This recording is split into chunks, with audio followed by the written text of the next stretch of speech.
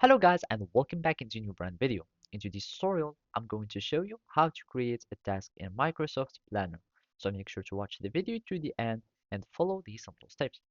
So basically, after you login in or you go into your Microsoft Planner uh, account, basically you can find these three uh, options.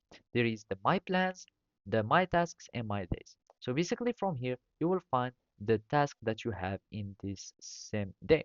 And basically to create a task, you can simply click the name of the task or basically here you will find a task name. You can new task, just create new and basically a task will be added to you. And of course, you can also start attributing it to either a private as a private task or it can be uh, to your organization or whatever you like. Otherwise, you can start find your assigned tasks from here. So from here, you can find already assigned to me, and there is like email, etc. Here we will find all the tasks from the one that we have created as my day or these ones. So assigned to me, let's just add it. And for plan, we can like you will need just to start adding it, or it will be needing to be added by your organization.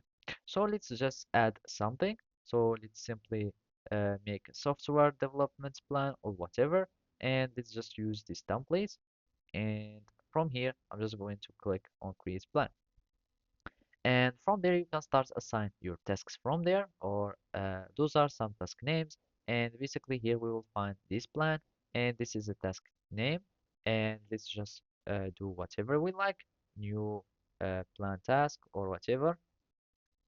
And from here, I'm just going to click on that. And basically, it will start being created. And from here, you can start add it to My Day if you want to see all your private ones. And basically, now you can choose whatever you like, complete them, etc.